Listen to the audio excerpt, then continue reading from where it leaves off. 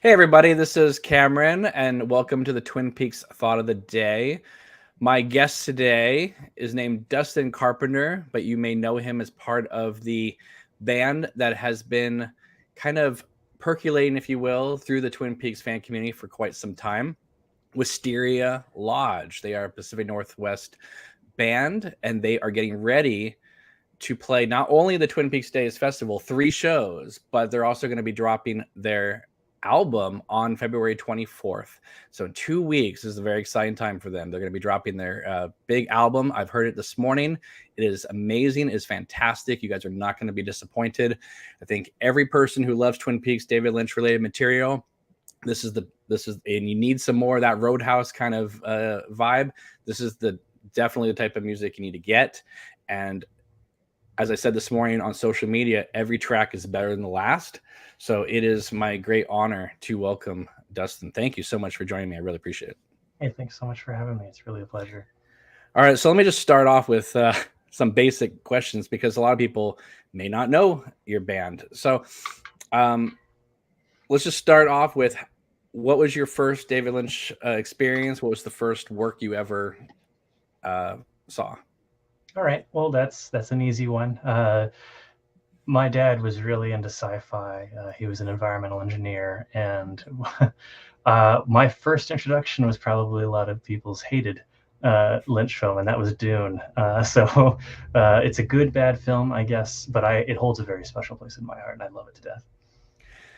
I think there's a lot of revisionistic criticism or appreciation happening for that film, much like Fire Walk with Me.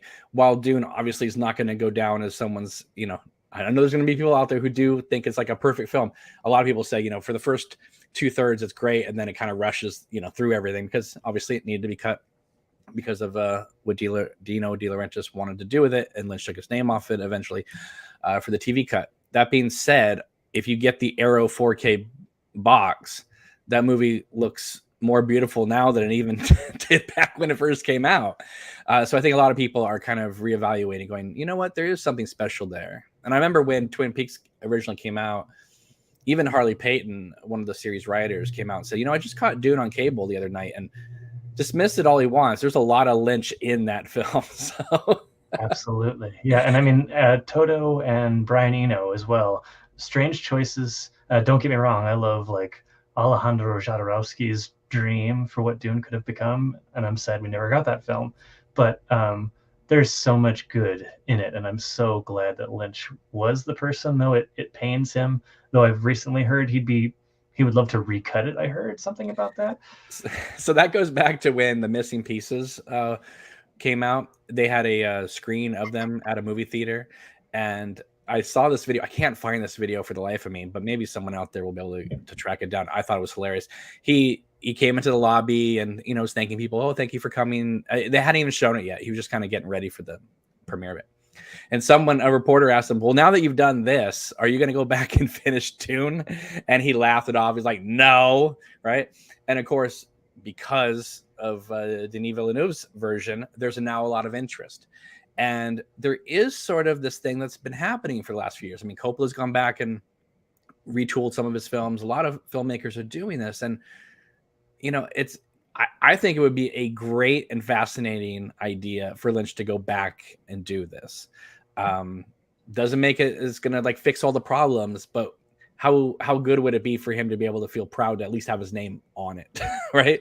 Yeah, I personally loved that the Criterion Collection came back along and started re-releasing these films and giving us 4K releases that we could go see in the cinema. I don't know how else to describe it other than psychedelic, because there were apparently, and again, Lynch is very specific, so I know he did this on purpose, but like something to do with the transfer of digital upscaling. Right. There was like amorphous textures that were on top of everything. And again, that was like digital film grain once upon a time, but that might be unintended. It might be completely intentional. I'm not quite sure, but I was seeing the movie again for a whole new experience, especially in the cinema. You're talking about Inland Empire. Inland Empire and Lost Highway. I believe both of those I got to see in Portland in the theater. Yeah, it's interesting because Criterion's they released Lost Highway in 4K, but Inland Empire they're only releasing as a Blu-ray, and I thought that was interesting considering that they had done a 4K transfer for it. So I think eventually that's going to come out. Eraserhead, Elephant Man, these are all going to get Criterion releases. They have a little side deal with Disney right now, so the straight story eventually is going to become. I talked with someone in Criterion about a decade ago, and they said, "Yeah, our goal is to release every single one of Lynch's films." So that's been in the works for a while. I assume that takes a lot of time, especially he also wants to oversee sound. He's not just signing off on the stuff. So right. I think we're getting what we're getting, and he's choosing to do more post Lynch than active Lynch. But who knows what he's doing in his art studio? We've lost our weather reports for now, so we don't know. We're left to guess what he's doing on the fun work train. I think that when the pandemic's happening, you're stuck at home.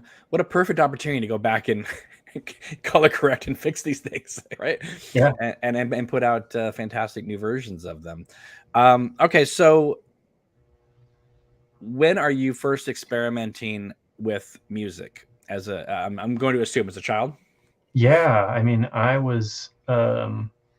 We used to have like a soap dish in the bathtub that like stretched across the bath, and it had like these little rings on it, right. And I would get my hands wet, and I would kind of rub them back and forth, and they would emanate tones, and different ones made different sounds, Right. Like, okay, this is an instrument, a very young age, and they were looking at me like, no, banging on pots and pans, that kind of thing.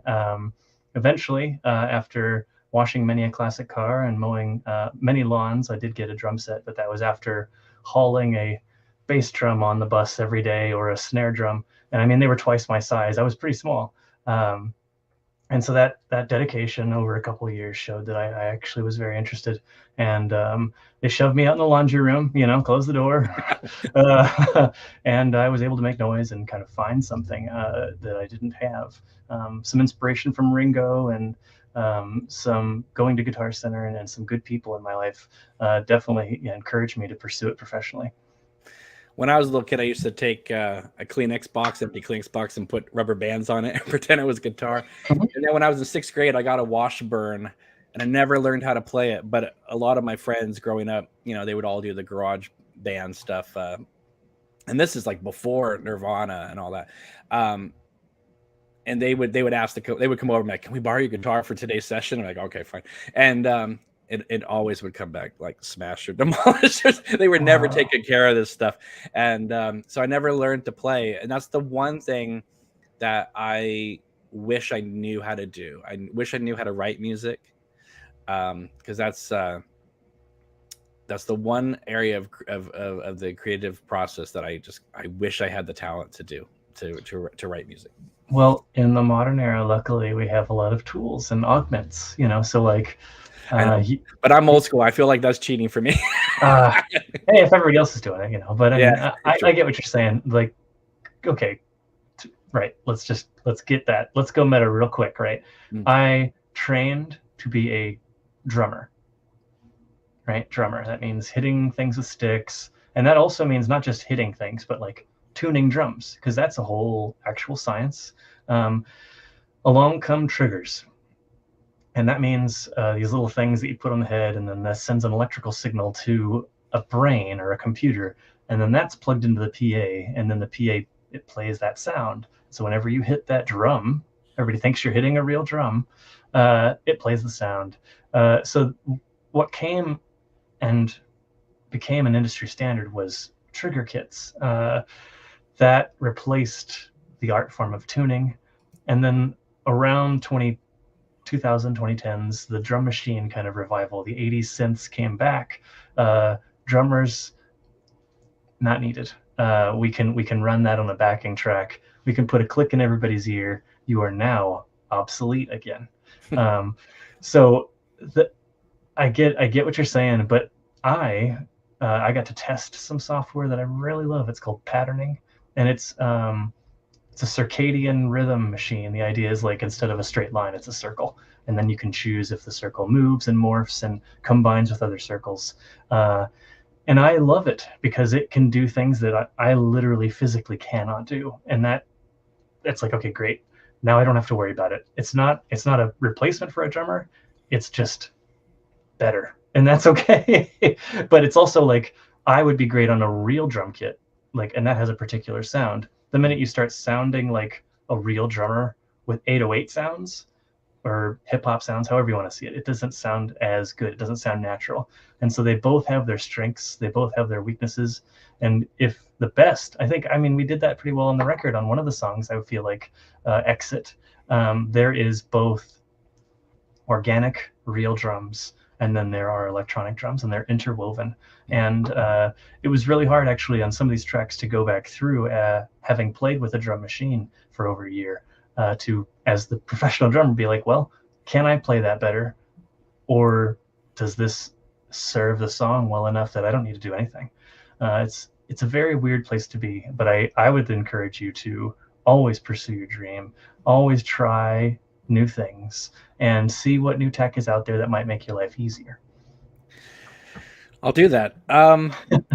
So when did you first, because the band Wisteria Lodge is definitely have, you know, 1 foot in the maybe more than 1 foot in the Twin Peaks universe as of right now.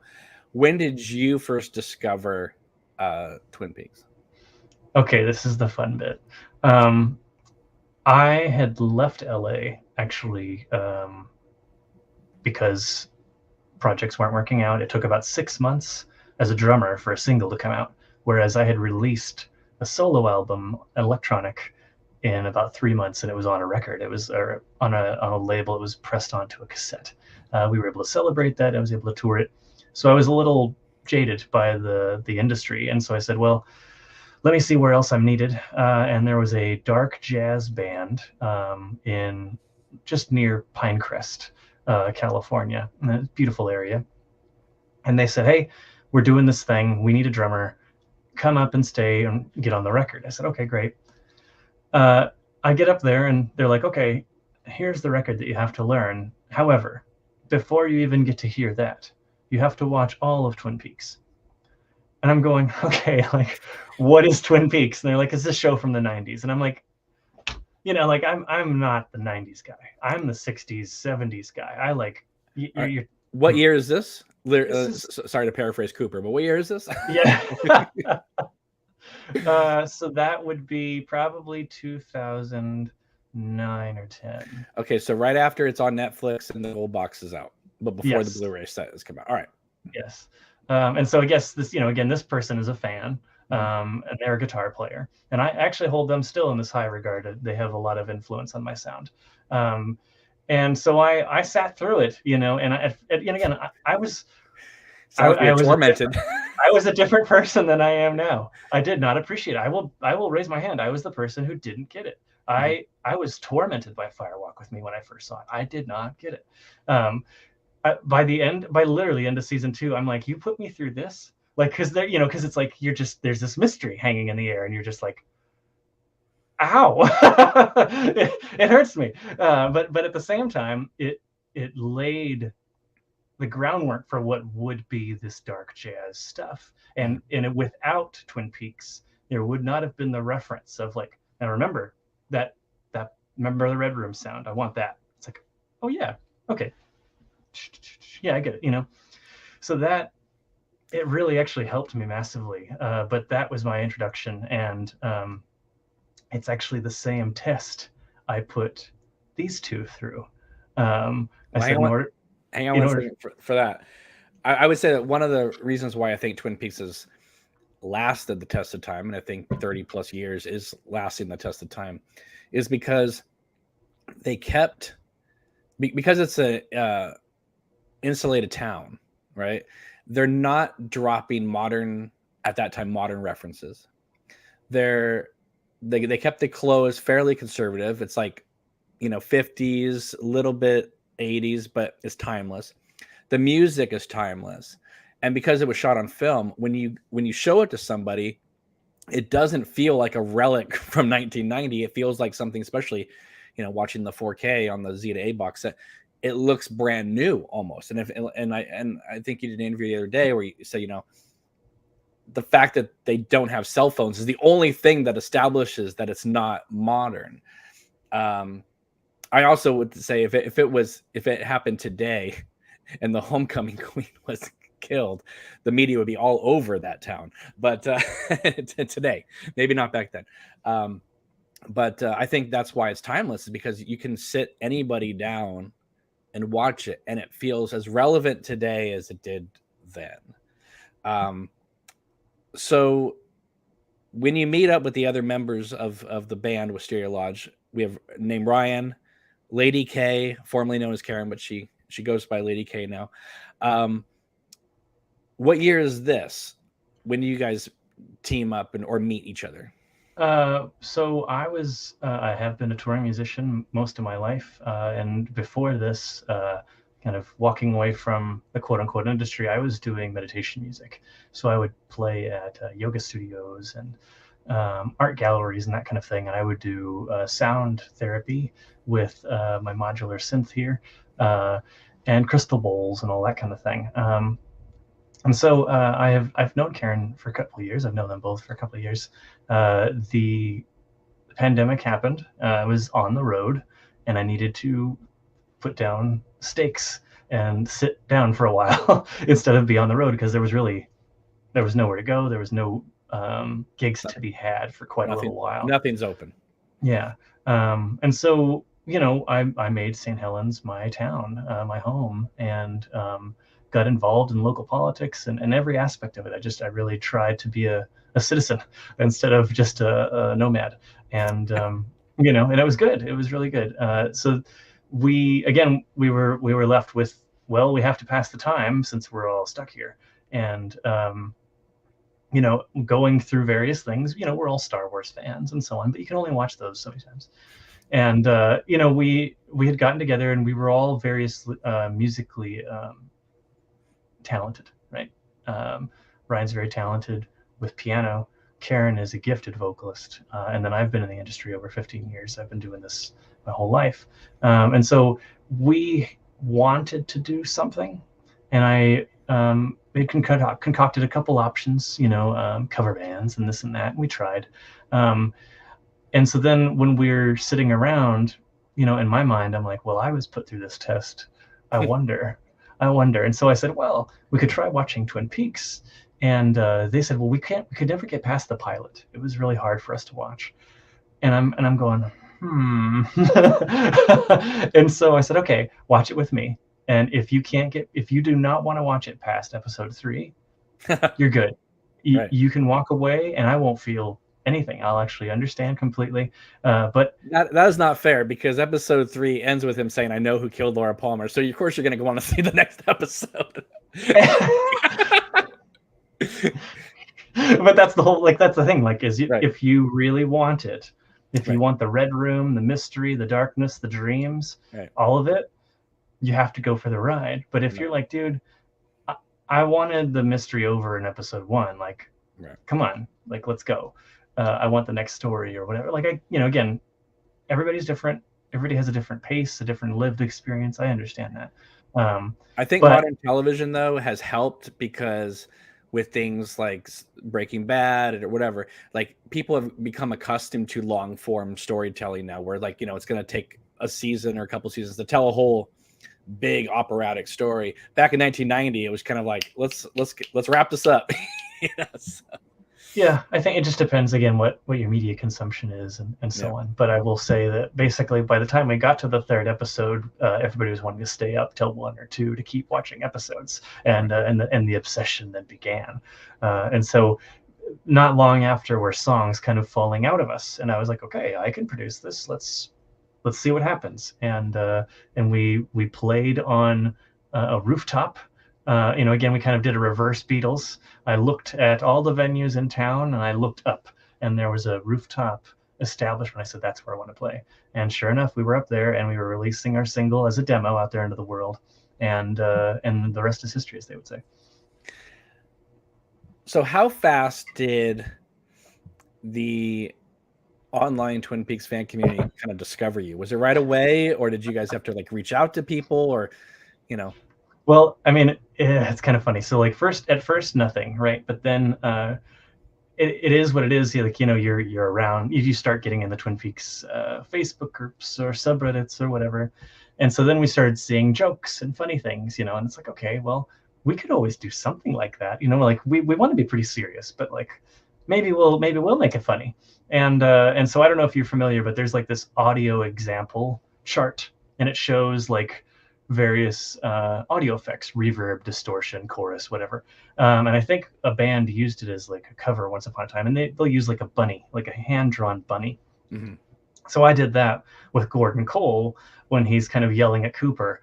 And so you've got these different versions, and the community, it's probably one of our most popular posts. The community really ate that up. And I think we got a lot of attention from that. Okay.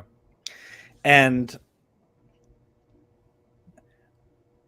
what I find so amazing about your music is, you know, sometimes, you know, when you hear that a band is influenced by a certain work, you can kind of tell that they are just purely just influenced by it, and they're kind of overwhelmed by the material, and it's sometimes can just kind of come off as a, you know, I don't know, just, you know, it's just sort of a where they're just kind of trying to find the right word. Pastiche? Yeah, or derivative of it, or they just like, it just kind of, it's like it's a fan thing, but it doesn't really escape past that. But what's great about your songs is that while it does, like I said, it does have, you know, a solid foot in the Twin Peaks David Lynch world, Mark Frost world as well. It's very much its own thing. And I've seen your music video for Curtains, and that's very much like Twin Peaks world imagery. But what I love so much about your album is that while it seemed to be like all one foot in that world, it became much more broad as it went on. So every new track opened up another layer, or as I was saying to you before we started recording, Dougie's Ladder, where every song was another notch up the ladder, and or step on the ladder. And it by the end of your album, I felt like I was truly kind of ascending to like, it's interesting you say you did music for yoga. That's what it, not that this is what it sounded like, but it definitely felt like you guys knew how to create that ethereal ascension of sound. And I loved how the not only the way the album sounded, but I loved the way you guys laid down the tracks. You knew exactly which track needed to be after the previous one. Sometimes, you know, I listen to albums and it's just kind of a mix match things. This is definitely like you're taking us up. It's not an up and down roller coaster. It's just a clear ascension up. So if you hear the first, you know, track or two and you're like, oh, that's interesting, I like it, just listen all the way through, because you can't really, I hate to say the word judge. You can't really judge the album until you've heard track 16. You know, you have to go 1 through 16. You have to do it, and preferably all in one sitting. Yeah, thank you. The sequencing was tricky. Again, we had the band songs and we had the cinematic songs, and we had just kind of made this choice to not just fill out the record, but to have an experience. Again, like the Chromatics and Johnny Jewel, you know, it's a little bit of both. And we wanted to showcase that not only can we perform live, we can produce ourselves, but we can also do cinematic stuff. We are considered for a score for a film coming up soon. So, you know, we want to be able to showcase that, put it out there in the world, and the vibes or the energies for each of these songs, these worlds. Each one takes you to a different place. They're each saying a different thing. They're each making you feel something differently. It's great for introspection, but it's also great for just either lounge or driving, I would say. It's interesting too that you showed your bandmates the series, because it seems to me that you would have done this even if season 3 had never occurred. I was always under the impression that your band was sort of like traveling in the footsteps of what we saw in season 3 with the Roadhouse performances and things like that. But it sounds like the music was already flowing out of you three during season 1 and season 2. Yeah, so that's really cool to know that you guys were already kind of like thinking this before you even showed them the Roadhouse performances, you know? By the time we got to the return, there was no turning back. It was like, wait a minute, if they can, we can. Yeah, sure, that's Trent Reznor, and sure, that's the Chromatics, but like knowing that they are their sound and they're still fitting in here, then that means we can. And that means that if this world exists for us to play in, then we could be playing in it. We could be characters in that world. And I would like to believe that thanks to Mayor Reber and the Palmer House, we are canon. We are season 4. We got to, give Laura Palmer her 50th birthday celebration. And again, like the veil gets thin on very special days around North Bend / Twin Peaks. And as far as I'm concerned, Wisteria Lodge is a Twin Peaks band. We are in and of that world, but that doesn't mean that we would intentionally reference it. But then at the same time, in the return, you have Rebecca Del Rio wearing a chevron dress. Yeah. So yes, we can. Absolutely we can, because the return did. And so again, we got a lot of permission to just be creative from David Lynch, but the return gave us permission as musicians to pursue that world, to stand in it, to have confidence, to be on the Roadhouse stage, to ask J.R. Starr, hey, could you introduce us? And he was more than happy to. And it was just an amazing experience working with him. Well, David Lynch has said in the past, anyone who's a creator is a friend of mine. So right there, that gives you full permission. So. I mean, we've sent him a vinyl EP, so we hope that he enjoyed it. Yeah, it's interesting. You mentioned Laura Palmer's birthday. I know that is something that is important to you guys. Not taking away from the Twin Peaks Days, which is an upcoming festival in 2 weeks, February 24th through 26th. Yeah. And you guys have 3 performances. You're doing 2 in Tweeds, aka the Double or Diner, and then there's going to be an after show after the movie, I believe, right? After party following a screening of Firewalk with Me. Yeah. Right. So I'm not taking away from that at all. And but I know it was important for you to kind of want to say, hey, maybe we should also celebrate, because in the Twin Peaks world and the Twin Peaks fan community, we like to tease here that every day is a Twin Peaks Day, because you go on Twitter, it's Cheryl Lee Friday, it's Agent Cooper Monday, it's they do that kind of stuff all the time. So why not celebrate Laura Palmer's birthday, which is July 22nd? And I feel like I'm kind of there with you. It's like, maybe if we're gonna do a festival or surrounding her death weekend, maybe we should do something for her birth weekend. Yeah, I think that's a more light-filled opportunity. It's very happy. Don't get me wrong, we are all gathered because of the loss, but a celebration of life is exactly that. It's a more uplifting experience, and I feel like, again, if Lynch was saying anything, and he said it over and over again, Laura is the one. And as much as we all love all our characters, Cooper and everything and everybody in between, we should probably remember Laura. And so I also feel like it did begin with her. Yeah, being a Leo and loving the sunshine, I personally would also be voting for a celebration in a warmer time of year, where weather can be a little bit more predictable. And I of course would love for all of us to be able to do this internationally, not just in one place, but maybe regionally. We could all put on our own little Laura birthday celebrations. But we celebrated the 50th last year, and of course that depends on which book you're reading. But I think we could all get together for the 51st. Maybe there's per state or something, and maybe like a very big internet celebration. Maybe some bloggers get together.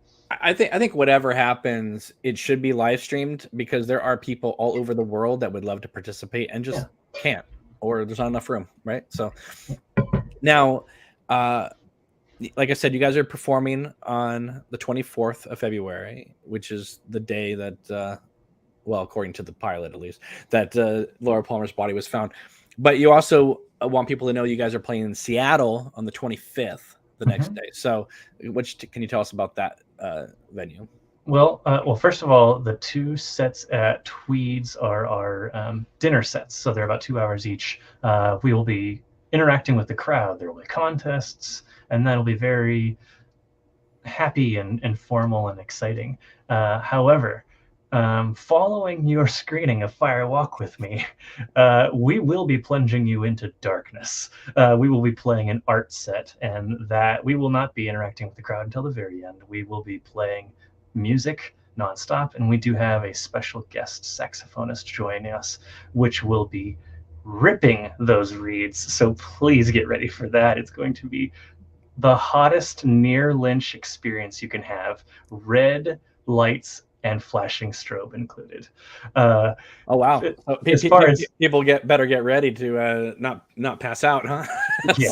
Yeah. And so then, as far as Seattle, we are doing our original set. This is just how we normally perform.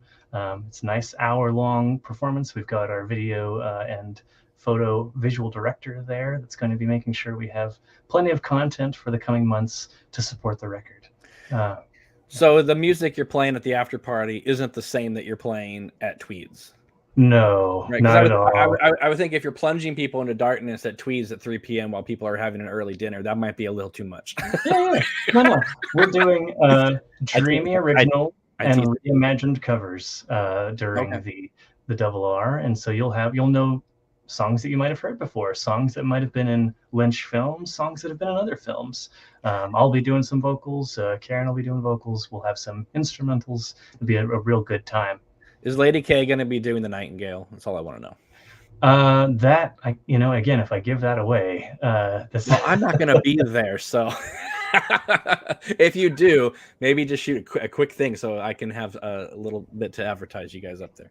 Absolutely. Yeah, we are going to be recording. Luckily, we've got this really nice board here, so we can record all of our performances per track, and I'll be able to go in here and remix some things. So there might be a live record. I'm not sure, though. We'll see. You absolutely should do that. Absolutely. I think all your fans would love that.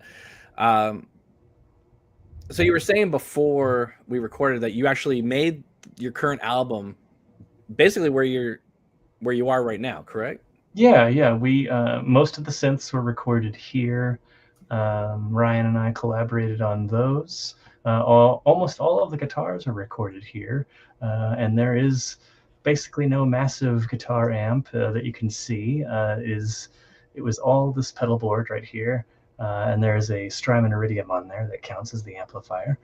And then I recorded almost all of the vocals here with a microphone, not this one, a much nicer studio microphone. And I directed Lady K on her vocal performances. And we recorded basically only live drums at Jackpot Records in Portland with Zach Bloomstein. He's an amazing engineer. He also mixed all of the band tracks, and then Amy Dragon mastered all of the band tracks.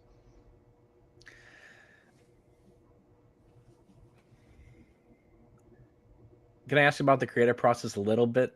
You can. Absolutely. Okay. I'm not trying to take away the mystery, but I'm just kind of curious. So when you guys were first starting to write songs based off the experience of watching Twin Peaks, and again, I find this fascinating because I'm going to assume they were writing songs prior to the realization that Leland was the killer. By the time you got to that point, you guys probably had already written a couple. Well, again, I guess it's that whole thing of we were messing around. Lady K and I had played around with writing musically, and there was another project that we were working on called Morrigan Temple. Again, another like place, this kind of ethereal space, and so we had the capacity to work together and to write. I imagine that there were things. I know I was writing things down as I was thinking about this, and then I can only imagine that by the time Mercy came out, there's a lot of angels and this and that. So I know that by the time it was officially released, we probably had seen the whole series at least once. But I ask only because I'm curious to know, was there anything written in those early stages that actually made its way onto the album, or did you guys have to go through a bunch of stuff first, kind of get it out, to then write the music that is now on the album? I see. Okay, so I will do my best to explain a bit of the process. We emotionally prepare ourselves for whatever it is we're trying to write about. So it's this whole session. We do this whole thing where we set up the room and we get ready and all of this.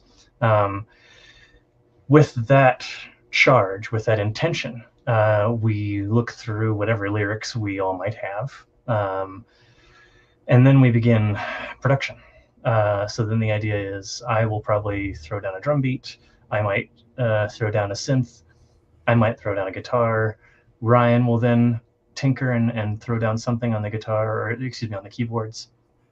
And Lady K is listening. She's getting a sense of where the melody lives. And then by the time we are finished with that first initial production, I take it into the studio and I either reamp things. I take MIDI notes and I put them into actual analog synths and make it sound properly good. And then by that stage 2, Lady K has heard the sounds enough times to kind of know where things might live. In that stage 3 is where she comes in. I kind of direct the melody, critique any lyrics, any tweaking that might need to be done to make things fit. And then by that time, that's on to stage 4, and we kind of are doing the sprinkles, if you will, the sugar. So whatever post-production things, whether it be a little tiny synth pad on top or whatever, an effect, a reverb, a delay, whatever, these are kind of the final sprinkles. And at that point, step 5 is handing it off to somebody else, because making all of those layers sound good is a very strenuous process. We did not go blues roots. I hate to spoil it, but it's not an amp, a drum set, and a original sounding piano. We have some very rich synth layers. Some of the synths actually we got to use in one of the studios was technically John Neff's gear. Mm-hmm. And so he just had passed recently, so it's very special actually to us. So, and those were all analog synths. So these things, they have a warmth and character that you can't get from a computer. And to kind of fluff them and make them actually present in a mix. Now, again, don't get me wrong. You could listen to it and say, I can't hear it. I wouldn't know the difference. That's okay. I can, and it bothers me. So right. This is my record, So it's that's where I'm gonna put my line in the sand and say, no, I want that sound, that exact sound. It might be a little warbly, it might be a little out of tune, it might be a little warmer, it might be a little hard to wrangle, but I want that one. And we'll see what happens. This record came not only from heavily influenced, obviously, from Lynch and Badalamenti, but I was raised on the oldies. Mm-hmm. So, if you know much about like indie and stuff over the last 20 years, all that really is oldies regurgitated, just chamber reverbs, basic harmonies, and so history's repeating itself, and I'm kind of down for the ride, because we get to go now backwards, use these old techniques, repeat some of these sounds that some of us were raised on, and pay homage in a different way. Say, yes, that was then, but what would it sound like if we could add some more? Mm-hmm. So from start to finish of let's do an album, and now it's being released obviously in a couple weeks. How long was the process? Well, the first single was released in August of 21, and then we just started releasing singles. I think the Mercy officially was released in October or November, I think, and then Lost and so on. So we we were doing we followed some industry guidelines in that respect, in that we've just been collecting singles and then putting together an EP and then collecting singles and then calling it an album. But again, this album is not 8 tracks, it's 16. There's cinematic stuff in between. And so I mean, we were releasing singles within a month. It was no problem actually for us to do the work. Reach is a whole other thing, right? So we've had to try to find how and where to speak and to who, and to broadcast that net and to try to reach to the right people. And I think we're beginning to get into the right places with that. Absolutely. So who came up with the name Wisteria Lodge? Here's something I didn't know. All right. I'm aware of Sherlock Holmes.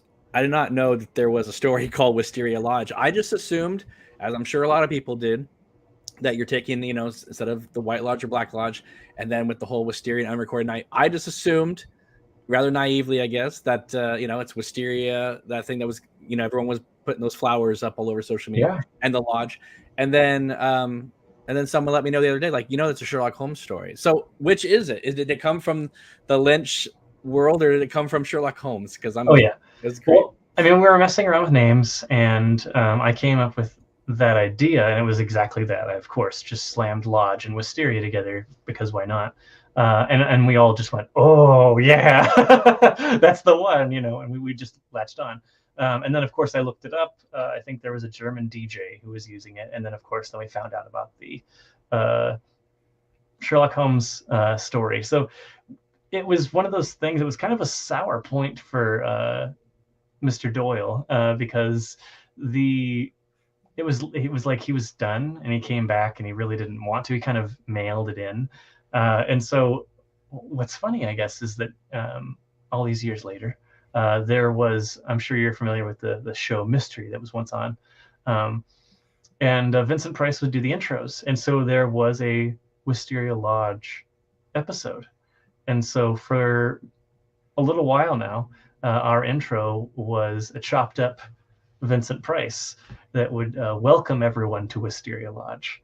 And it's that whole thing of full circle, because I just saw a photo of David Lynch when he was 10 meeting Vincent Price. Wow. And so it's like, that's the whole thing about art. It's not that anybody's stealing, it's just that everybody's helping everybody if you're nice enough.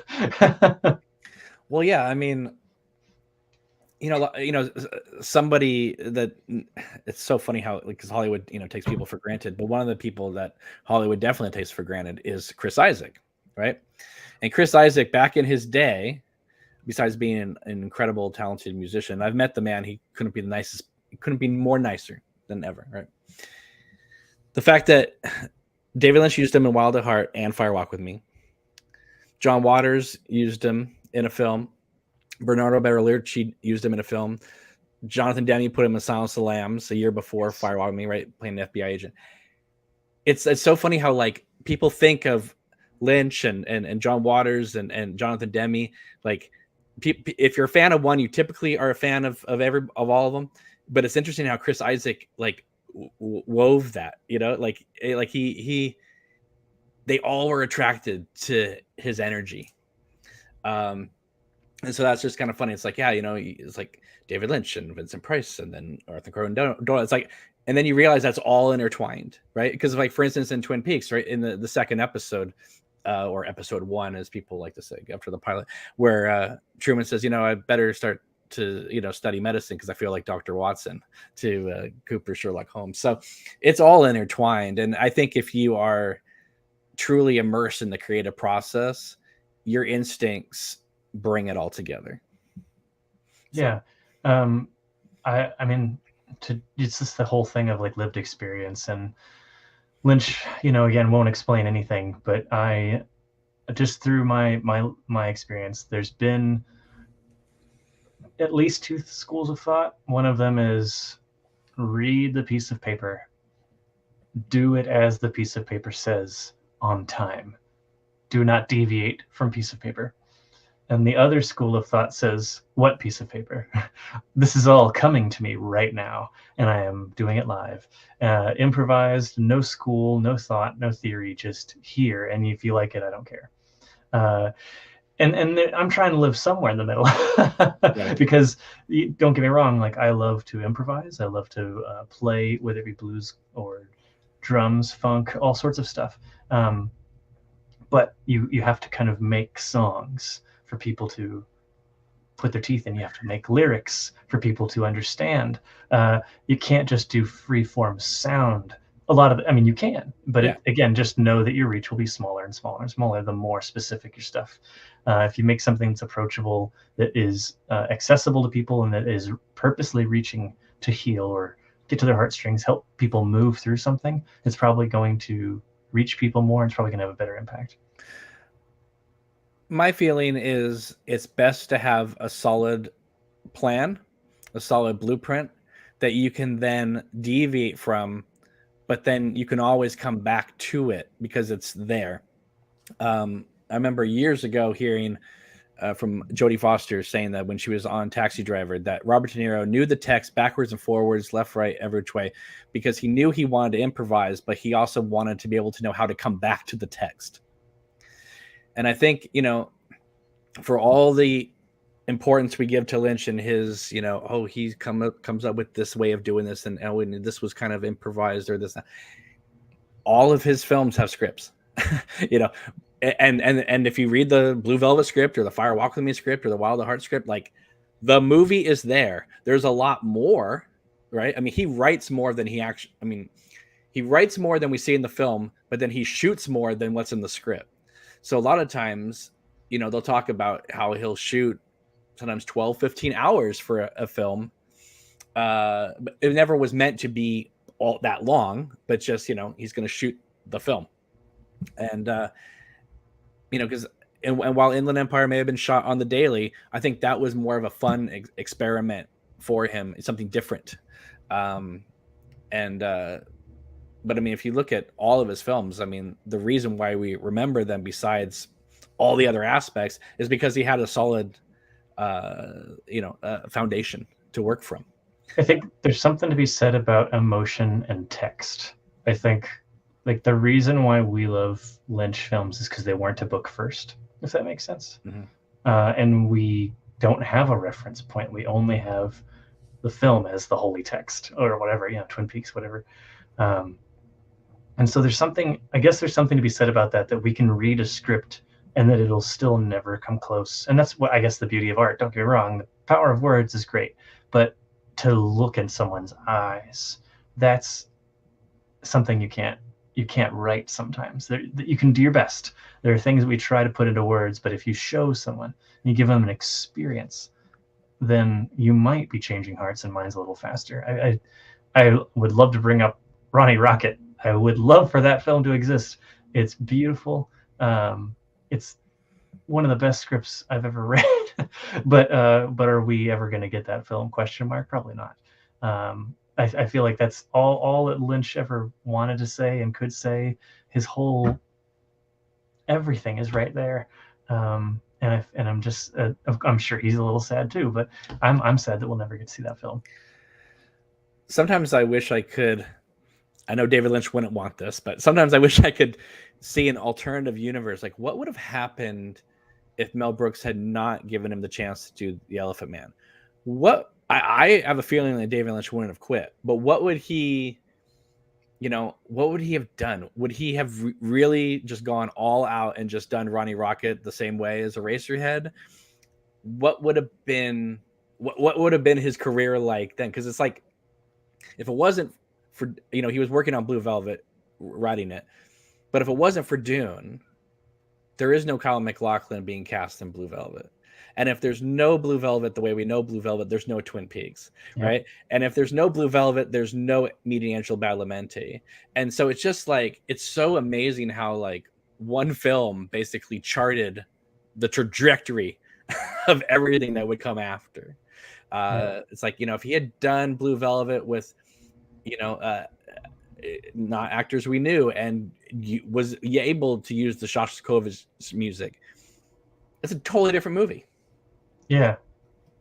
So it just astounds me. It's like, and then Badalamenti is the one that brought in Julie Cruz because they couldn't get the Song of the Siren music that he would later use in Lost Highway. It's astounding how it all comes together. Yeah, I mean, again, we can say kismet or fate, or I mean, there's all sorts of words.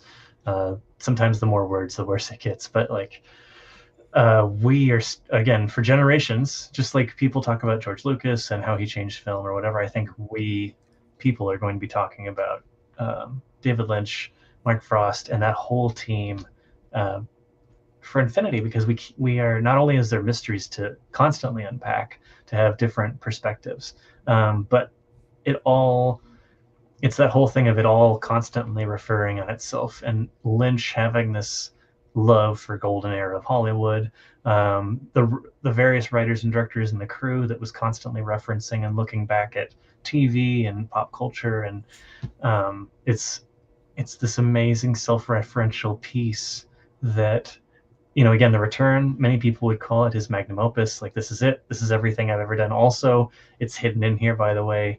But again, of course, I'm selfish and I want more Lynch. But it's perfect. Again, I think it's on the list recently. The Return is on the list of one of the best films, even though it's 18 parts. Right. Yeah. When I saw season 3 and it was over, I thought, well, it kind of feels, even though I would love to see more David Lynch as well, it did kind of feel like a summation work because he kept referencing a lot of his older films in it. Even, the castle on the water and Cooper looking out is very Dune, right? Yeah. And there was aspects of all of his work in that film, and I do hope he gets a chance to make something else. I mean, obviously, we've been hearing things for a while. Laura Dern says he's been working on stuff, as he always does. I don't really think it's the ending. I don't know obviously how many more he'd like to do, but I mean, we got that monkey movie. Yeah. So he's still doing his thing. And well, we're that close to having something on Netflix. We just don't know how much, or right. The streaming industry, there's a lot of industries are shaken up after, again, before, during, and after this situation that we've all lived through. And I think Netflix is in a little bit of trouble, and the bean counters are like, who, David Lynch, what? No, we need more Transformer movies. Well, I mean, they spent $200+ million on The Irishman, so Yeah. It's funny though that you mentioned you've mentioned Star Wars twice already, and it's interesting you say that because I've said this for years now, but even though I was of the age of Empire Strikes Back and Return of the Jedi coming out, I personally have always thought of Twin Peaks as my Star Wars. And because for all the stuff that Lynch gets praised for, one thing that nobody ever seems to talk about, and what is truly what I responded to in many ways, is that now Dune wasn't his story, but there's aspects of it here. But when you look at Blue Velvet through Fire Walk with Me, of all the amazing things that are within those works, they're coming of age stories. Jeffrey is coming of age in the small town. Sailor and Lula are realizing the world is bigger than them, and there's destructive and positive forces out there. Obviously, Twin Peaks gets into that, and I love the idea that because obviously Star Wars and George Lucas went on the whole hero's journey thing. Even though Lynch isn't that literal, I feel like if that's just ingrained in storytelling, and so like Jeffrey becoming a better person through his experiences in Blue Velvet, and Cooper, working through everything that he's going through, and all the characters and Twin Peaks, I've just always responded to the idea that, like, I saw an interview with you the other day where you said that you felt like Lynch's work, and in particular in Twin Peaks, is almost religious. And I think that's an aspect of religion too, of going through changes and trying to live your life as positive as possible and take the journey, wherever that leads, right? And I felt like that period, 86 to 92, was like that small town, real surreal kind of thing, but hidden in there were these coming of age stories, because we're dealing with teenagers, yes, in Twin Peaks, but we're also dealing with Ed and Norma, who are older, but they're still kind of, they never grew up. They're still that, they still kind of think they're growing up, but they're still living with those memories they had when they in high school, and so they're trying to find their way in the world and all that. And I just anyway, I always loved how that it kind of touched on those aspects. And so I've always said that Twin Peaks was always like my Star Wars, because it just instead of Yoda giving Luke life lessons, I felt like a lot of the answers to you may have questions that you may have about the world, if not answered, are inferred to in Twin Peaks, that you can derive positive or negative ideas about. Yeah, absolutely. I think, again, for me, being raised Catholic, there was a lot of comparisons between the Force and this and that. George Lucas was actually raised in my hometown of Modesto. So, the whole thing that he did with American Graffiti is very close to my heart, all the classic cars. And I mean, I even spent some time cruising when I was young. I was also born in '86, so there's that. But nonetheless, the year of Howard the Duck. For me, I guess Star Wars gave me a spiritual thing that it's not in a book. It's like you have to understand it. It's not something that you're lifting rocks, but it might be a way to understand a feeling. It might be a way to find your place in the universe, if that makes any sense. And it has a spirituality almost built into it with the Jedi and all of that. Right. With Twin Peaks, it's these archetypes, and we as Americans are bathed in them. And I think there's no hiding from them in Twin Peaks. It's, whether it be the FBI, the sheriff, hometown, homecoming queen, whatever. Like, there's a lot of stuff that if you're not living in LA, you understand very well. It's timeless, like you said. And so for me, it's like the Star Wars is like your intergalactic spirituality, and Twin Peaks is like your American. How do we deal with the darkness? How do we deal with the decay? How do we find the light in the darkness? And that, during the time, especially the last couple of years, I think Twin Peaks has found its place in that people are in a place where they can't run from themselves because they were indoors, and they had to maybe Twin Peaks was their comfort show, but they never really processed things. And I think definitely, as opposed to Star Wars, Twin Peaks is begging you to process your trauma. I'm not saying that. I'm just saying, I'm just saying in generic broad strokes. I'm not. I'm just saying, like, I felt like I was more on the hero's journey with Agent Cooper than I ever felt with Luke Skywalker, because I was a different age. I was 14 when Twin Peaks came out. I was like 5 when Empire Strikes Back came out. So right, different. Yeah, I was cheering for the Terminator. So yeah, I know what you mean. Yeah, and like I said, when I first watched it, I was that person that did not understand. I did not get it, and I dismissed Cooper and the whole town as soon as it was over. So now was it? I mean, you're saying you came from Modesto. It's a dark place. Yeah, well, I've been to Lucas Valley before, and ILM once, and they're working on Forrest Gump when I was there. They were doing the ping pong scenes, but nice. Do you think it was like the LA cynicism of that? Like, what was keeping you back from? Because I remember when Roger Ebert, he didn't like Lynch for the longest time until The Straight Story came out. Then he turned around on him altogether. But he kept saying that he felt like Lynch was distanced from the material. And I don't agree, but I understand what kind of like, it sounds like that's what you were a little bit. Like it was there, you were watching it, but it sounded like there was something that was not connecting with you. What was not connecting with you that first watch? I guess it's just me being true with myself, maybe, probably, in that I had not processed my trauma yet. and I didn't have a good avenue to. And so I was living a particular rock and roll lifestyle. And so introspection, no, maybe a yoga class, but none of this like sitting and understanding something through darkness. No, give me light and shiny glittery things.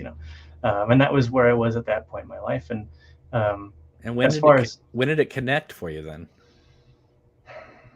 I don't know, other than I probably had to go through some darkness myself, and having experienced that darkness, I needed new avenues to process it. And so when you showed it to your bandmates, Wisteria Lodge, and you're like, I'm going to put them through the same test that I went through. Was this your second time going through it, or had you seen it in those intervening years?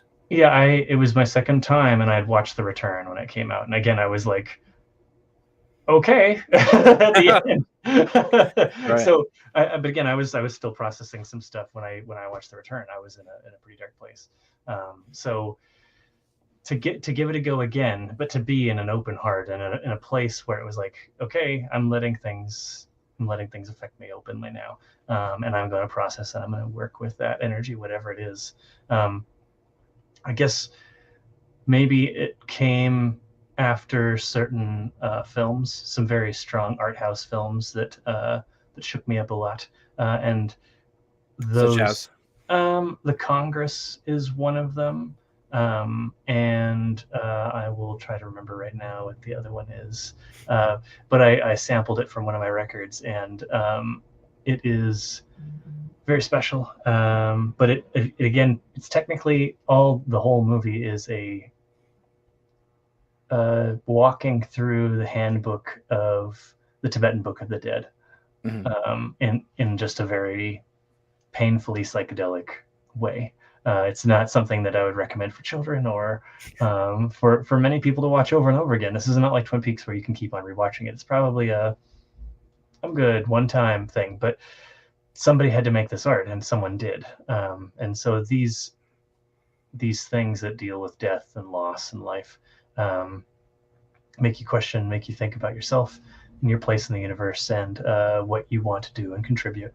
And having that darkness, that loss, gives you an opportunity maybe to sit down. It's the same as like, we haven't figured out a cure for the common cold, right? There's a reason. I don't know if we, whatever brand of spirituality you want to have, but there's probably a reason why we have it, and there's probably a reason why we haven't completely, quote unquote, cured it. Well, because we're demolishing trees in the Amazon, so we haven't found it.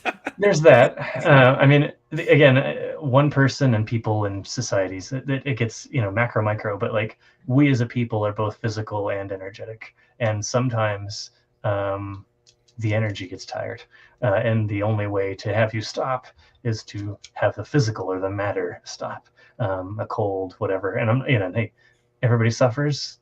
It's all real.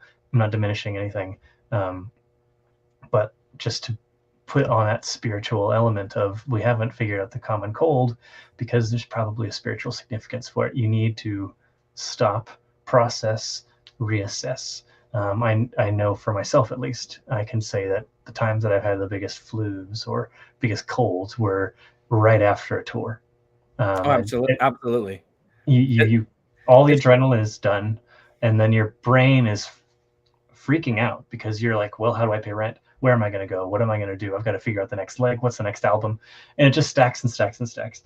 And so then usually you're out for 2 weeks, and then you have to start kind of re-getting your fingers back. It's a whole thing, and it's very common in the industry. Yeah, sometimes after like a 3-day editing bender, if you will, right? It's like, oh, I finally finished. It's locked. Fantastic. That Monday, cold. Always. It's almost like your adrenaline is going so much that that you're decompressing too fast after, that like your body doesn't know what to do. So you're going to be on the couch for a couple of days now. Yeah, it's had that experience. So your album comes out on the 24th, like I said. Where can people access it?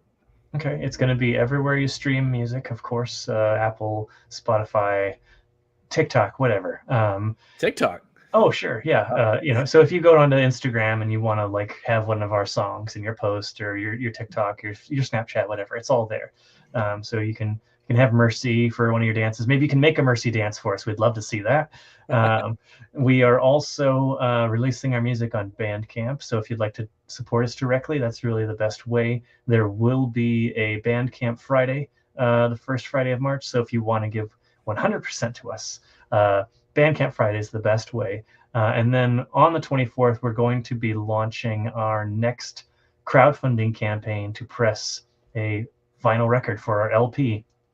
Last year on Twin Peaks Day, we launched a vinyl campaign for our what was going to be just a single, 2 songs. Everybody came through. There was a bit of a kerfuffle, if everybody remembers, in the industry. There was the vinyl stuff was really bad there for a while.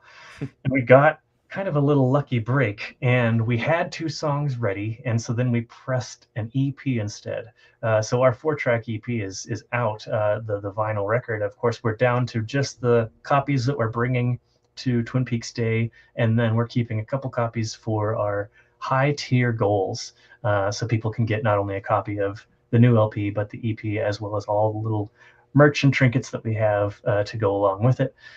So soon enough, the LP will also be on shelves or in people's mailboxes, hopefully by summer. I don't know if you really want a record slammed into people's mailboxes, but maybe the big. Yes. Well, we've all been getting our deliveries, And that's going to be on crowdfunding. You're going to do that on like Kickstarter or Indiegogo, one of those two. Yeah, we'll be on Indiegogo, and that'll be again launched on the 24th. So when we're announcing our show, we'll also be kind of putting those links out there. Everybody can contribute to whatever level they want. We've got some really great rewards with pins and buttons and keychains and all sorts of stuff, as well as custom art prints and all that kind of thing. So it's one thing to create music in your studio. It's another thing to be in front of an audience. What was that first like when you were performing music from this upcoming album in front of an audience for the first time? Were you guys like really nervous? Like, okay, well, no one's really heard this before, so we're gonna just go for it. Like, what's the audience reception like? Are people doing the Audrey dance? Or are they just kind of sitting there listening to it? Like, what's the vibe from the audience when you play? So it's a funny story. First time ever, we were playing on a rooftop. Again, kind of the reverse Beatles, and we did it old school. We printed out flyers in our little town. We went around and put flyers up underneath the car windows. Well, no, but in prime areas, businesses and that kind of thing, Right. And so sure enough, these 2 angels, we like to call them, found our flyers, and they're married to each other, and they looked at each other. Apparently, they're like, "We have a Twin Peaks band in our little town," and Twin Peaks basically saved their lives in many respects. So they were there with quite literally bells on, even though it was the pandemic, chevron dress, red curtain looking top, the Audrey shoes, and they, yes, absolutely, I believe they did get up and dance. But we've been, kind of lifelong friends ever since. It's been a really beautiful experience. They gave us that confidence in that, like, wait a minute, if they get it, then there have to be other people. And so when we go out there, like one of our first shows was a sold out show at this really big, what was a converted church, Alberta Abbey. So it was almost 500 people, but everybody's sitting very respectfully because it was, masks on in that time of period. But recently, when we've played shows, a lot of the time, people will get all the way up close and then they'll just sit down because it's this dreamy vibration and these waves that pass over you. And it's not that they're going to fall asleep, but that they just want to kind of sit in it. They want to immerse themselves. Yeah, and so it's not necessarily a dance thing. And again, some of our vibes do get a little heavy here and there, but it's not a headbanging, moshing experience. You can't play that kind of music when people are trying to eat omelets at Tweeds. You just can't do it. Well, I'll try, but nonetheless, yes, it'll be a little more funky at Tweeds than heavy. Heavy will be the after party for sure. Right. Yeah.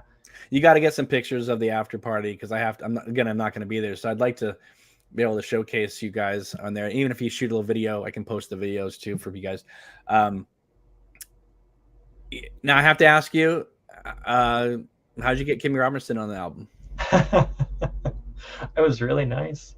I met her with my son back last summer. She couldn't have been more lovely. So yeah, I mean, she's just a beautiful and amazing being. I miss her terribly. And we are working on an album, hopefully in April. with her? Yeah, Oh, she and I are going to do a project together. I'll be also recording with Michael Horse for album 2 in April. And so I reached out to Kimmy and I said, hey, she's big into modular synths and guitars and so on. So it was like anything you give me, a sound, a whatever, you can sing, send me anything. I will make the track. I will make it work. And it's this kind of beautiful story. She was at this vocal retreat with a bunch of voice actors. And she was telling this person, like, hey, I'm going to be on this record.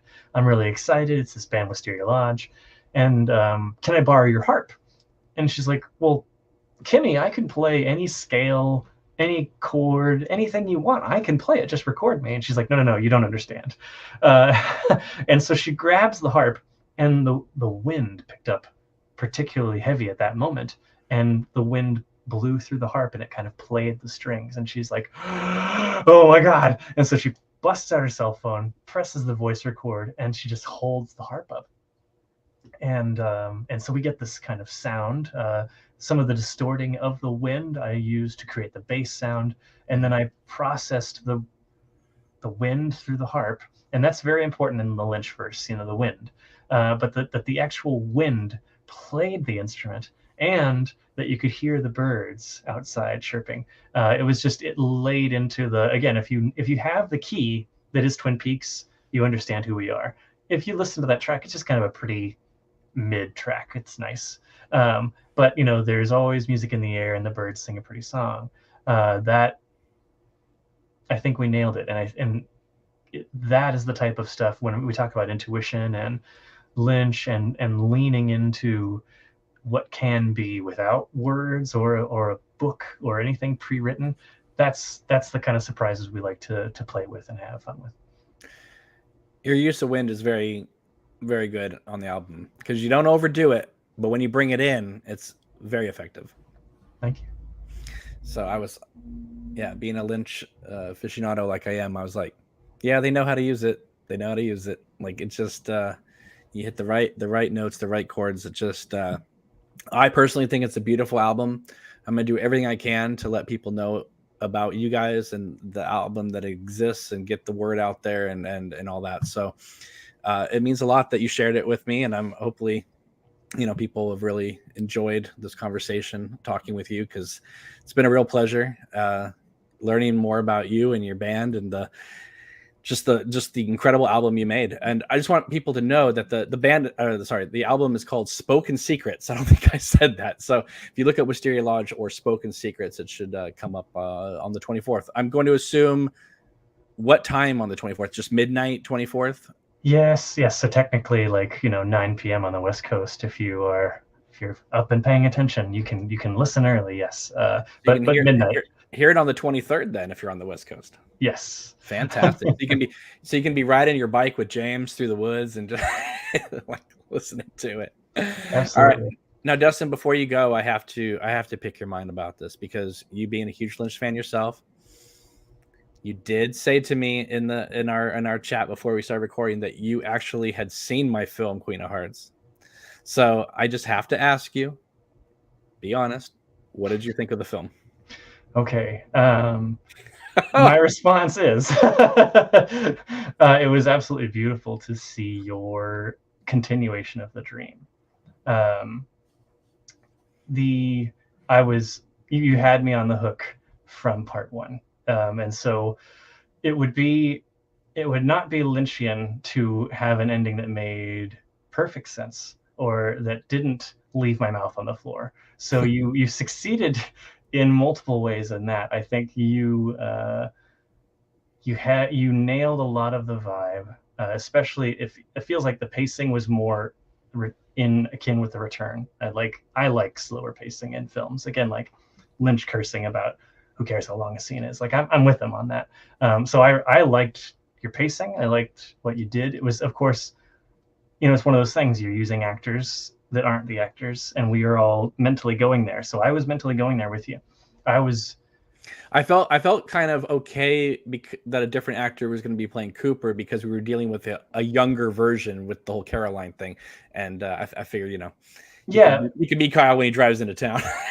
Yeah, but I guess the Annie thing, of course, like not to bring too many secrets into this, but album 2 will definitely have a song about Annie, and hang on a second.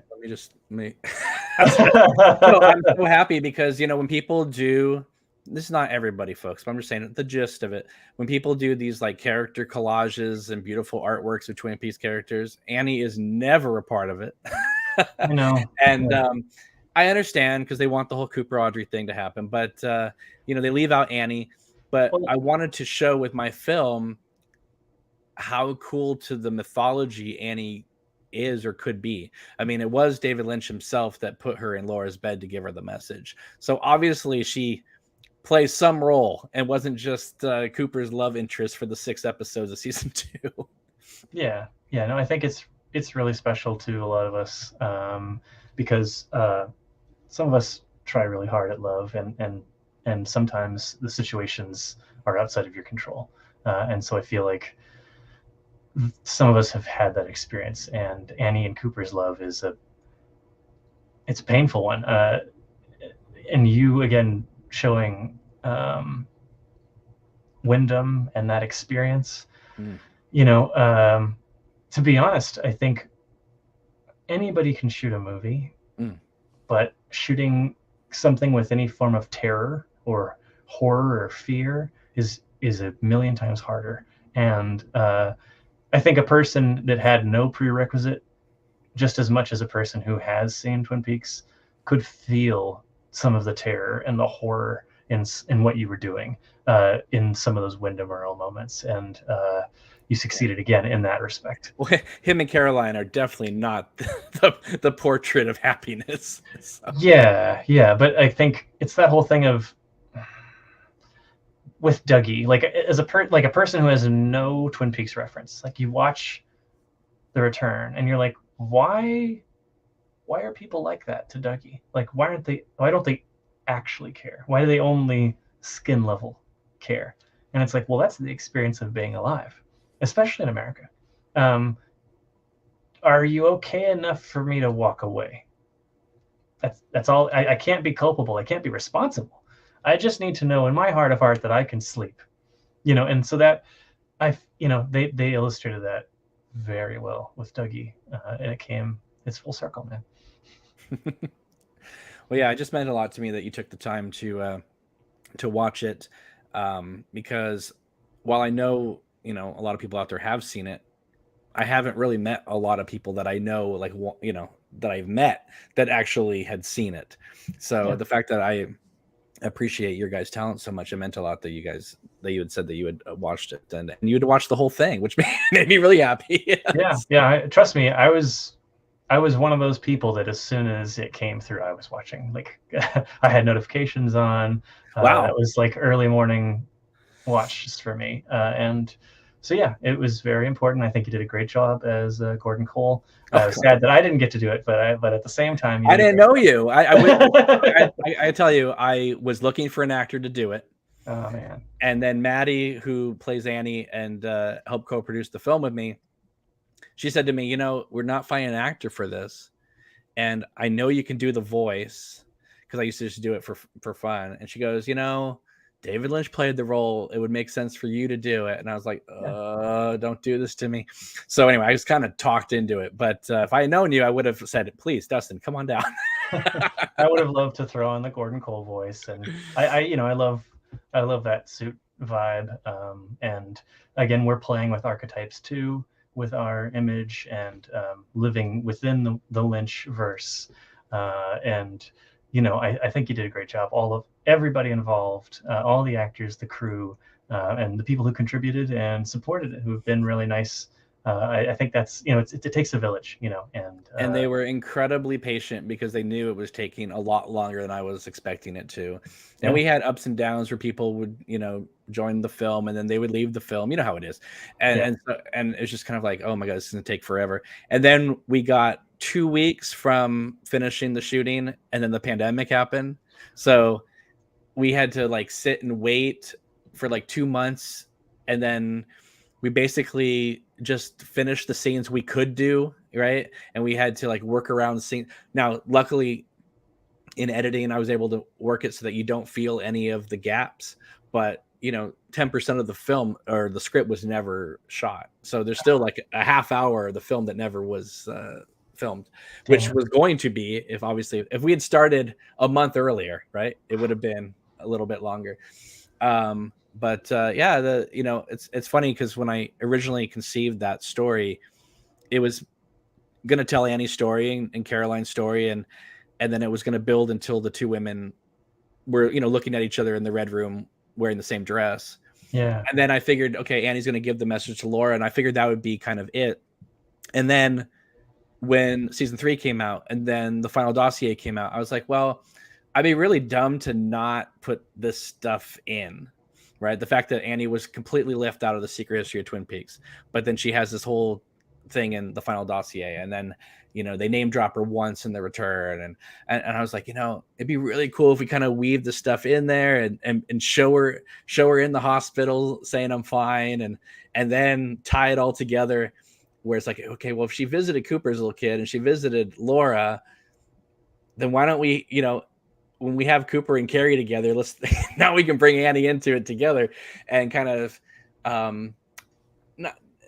I love the ending of The Return, but I just wanted to go maybe 5 minutes past and just go, what would happen if other people had heard Carrie scream, what if Annie had heard it and then joined them, and just kind of, and I've had people who are very well known in the Twin Peaks fan community say to me, I love season 3. But I kind of love your ending too. It's like, well, it was just kind of to give you a little bit more, not necessarily comfort, but just to kind of emotionally bring it all together, so that if there wasn't a season 4, you can see that there's still hope out in the world, and we're not going to just end in dark space low territory. Yeah, I mean, again, it wouldn't be Lynch without it, and we're meant to process it. Yeah, you nailed it. There's so many untold stories, and that especially in The Return, open-ended mysteries that are never solved. I have a feeling there's more Steve and Becky stuff that was shot that wasn't included. It feels a little incomplete. Like there's something missing on that back, right? Yeah. There seems to be just maybe I'm wrong, but it feels like there's something got cut out there. And also, I was also riffing on the idea that, with the exception of the LA trilogy, Lost Highway, Mulholland Drive, and Inland Empire, if you look at Blue Velvet and Wild at Heart and Dune and Eraserhead, Lynch does like happy endings. He's not a in fact he changed the ending of Wild at Heart from the book to the happy ending that we see in the film, right? I mean, Sailor walks out on Lula in the book, and that's how it ends. He says bye, Lula. He sees the kid in the car and he leaves, and David Lynch is like, I can't end the movie like that. So he brought it all together. He weaved in the whole love me tender aspect. And so I thought, it's not giving a happy ending to Twin Peaks, but it is kind of giving you a feeling of like, okay, like things are going to be okay somehow. Yeah, absolutely. I mean, again, I really loved it personally. I've got my little FBI badge on, and I love that you did like the Blue Rose Agents, and that this was actually given to me by Mary Reber. So I was indoctrinated into the Blue Rose Task Force by Mary Reber at the Palmer House. And so, again, like I had seen what you've done, and to be there, to film, to live in the energy, to do that. It's unavoidable. It's hard not to. And when you have the opportunity and you have the support, you should absolutely pursue it. Yeah, like I said, the people who supported the film are just I mean, just the most incredible people ever, and they just totally stuck by through all the ups and downs. And the word of mouth has been really nice, and so that's great. And much like you talking about performing, for Laura Palmer's birthday in the Reaver House and feeling like Wisteria Lodge is part of the canon. I feel like even if Queen of Hearts isn't official canon, a lot of people have told me that when they do their Twin Peaks rewatches, they'll include it as part of that, and that is, come on, there's nothing better than that as a creator to feel that way. But the fact that you're going to do a song about Annie makes me very happy and very excited, and I hope in some way I can play a small role, or maybe I played a small role in even bringing that out. But I think, I mean, I don't know if you've heard Ward Hayden and the Outliers. They did a song called Shelley Johnson. They're a bit of a country band. And they're not screaming Twin Peaks in any of their visuals. They just look like a country band. But there's a song called Shelley Johnson. I'd highly recommend everybody checking it out. So we're going to try to take some cues from that to the best of our ability. And I feel like Annie absolutely deserves checking in on, and not in the way that we might have in Smooth Criminal, but in a little bit more along the lines of Kalahari Down. From Orville Peck. He says that Josie's doing just fine. And so I feel like, hey, how is Josie? Is her face everywhere? Can only Pete see? There's just so much for us to play with. We've played with the energy, we've played with some phrases, and I feel like just as much as Laura has made an impact on all of our souls, some of the other characters, Cooper, Annie, Josie, both Sheriffs Truman, and of course Lucy. We love Lucy in this house. They've all made really heavy impacts on our soul and the type of character that we want to be in this world and the type of energy we want to put outward. Again, every positive perceived might also have an unseen negative. Cooper with his white knight syndrome and so on. He does not face himself with true courage, and we all pay the price together. But again, like in that situation, I would love to sit down someone. We've got a lot of this person reacts, right? Like videos. I would love to sit someone down. Don't watch any Twin Peaks. Imagine you're this guy. All of a sudden, you're walking through a red room. How would you feel? How would you feel if you saw yourself with wide eyes and he was laughing? How would you feel? Do you feel fear? I would love to see, again, we've got all this CG, we've got all this stuff. Put the diodes on, measure it, and then sit a Twin Peaks fan down and show him a picture of Bob or whatever and see if the fear is still real. I think it'd be a very fascinating YouTube series, whoever wants to do that.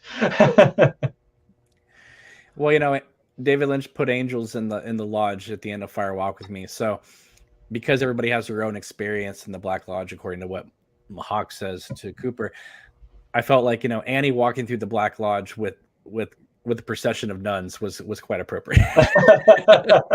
Which, yeah, the fact that you said you grew up Catholic, that moment must have hit you a little hard. It did. I was considering the priesthood. I had some nun friends that I would go and visit and pray with, and convents and stuff. I was very heavily involved. Glad I'm not anymore. I've learned some serious lessons. But again, thank goodness for these lessons. Absolutely. Well, Dustin, thank you so much. I really appreciate you taking the time to talk with me and to talk to the viewers. And it really means a lot that, again, you're not only such a incredible human being, but you're so welcoming with your music and your talent and your creativity. And it just really means a lot that you came here today. So thank you. Thank you so much for having me. It's been a real pleasure chatting with you.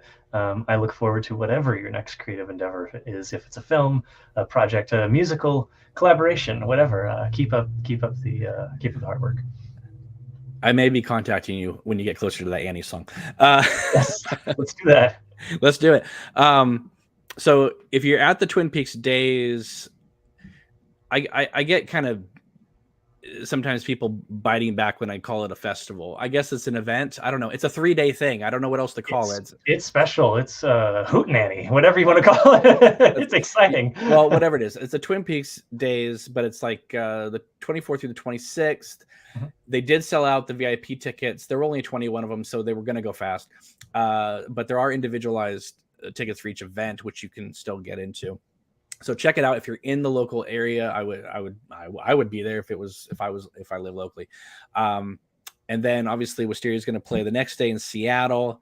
We got that same day. Their album's coming out on the 24th. They're going to be doing, then a couple weeks later, you guys are going to be doing your Kickstarter or your Indiegogo campaign. No, that launches on the 24th as well. Oh, the 24th as well. Oh, dang. Big day. So, yeah, you're going to have a big weekend, let me tell you. And then they got, like I said, 2 tweeted performances, and they're going to go all out Black Lodged for the after party. So that sounds super cool and super fun. So again, Dustin, thank you very much. I really appreciate it. And make sure to follow them on Facebook, Instagram, Twitter as well. And they post everywhere. And also, of course, us, you know how to find us. We've been doing this for years now. So anyway, thank you so much for watching, everybody. Give this video a thumbs up, subscribe to this channel if you haven't already, and we will see you soon. Take it easy and have a wonderful day. Take care and bye-bye.